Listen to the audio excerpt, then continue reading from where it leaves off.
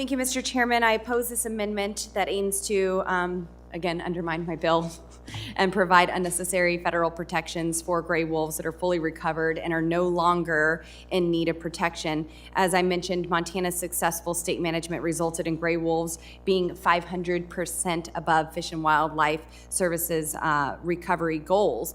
Yellowstone National Park already prevents the hunting of wolves within the actual park, and last year there were only 20 wolves killed in the area outside of Yellowstone.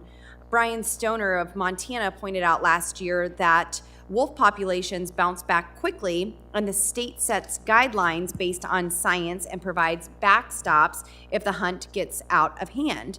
And last season, Montana closed wolf hunting in the region around Yellowstone in February, about a month ahead of schedule. And that's a quote from Brian Stoner. Mr. Chairman, there are approximately 2,000 gray wolves in the Northern Rocky Mountains population in Montana, Idaho, Wyoming, Oregon, Washington, Northern California, and most recently in the Northwest Colorado. As I mentioned many times, that the entire recovery goal for the lower 48 United States was just 650 wolves. Gray wolves are fully recovered. Take the victory, take the win. Your Endangered Species Act worked on this one. They are protected from hunting within the Yellowstone National Park. And with that, I yield back the balance of my time, unless the gentlewoman from Wyoming has, okay, I yield, Mr. Chairman. Gentlelady yields. Is there further discussion on the amendment? Mr. Huffman, you're recognized. Thank you, Mr. Chairman. You know, one of the problems of substituting politics for science-based wildlife management by people that really know their subject matter is that politicians can sometimes traffic in anti-science conspiracy theories.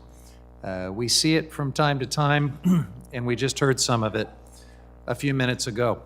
This trope that the gray wolf that was reintroduced in Yellowstone was somehow not the same species that had been there historically, that it was some sort of super wolf from Canada.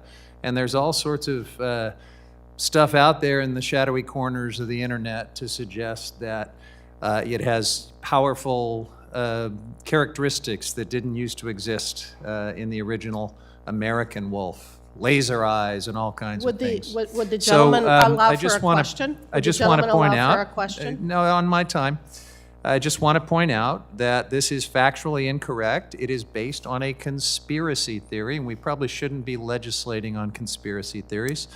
The gray wolf was extirpated from the United States, and so members of the same species living in Canada, not too far away, as a matter of fact, were reintroduced in the United States to reseed the population here.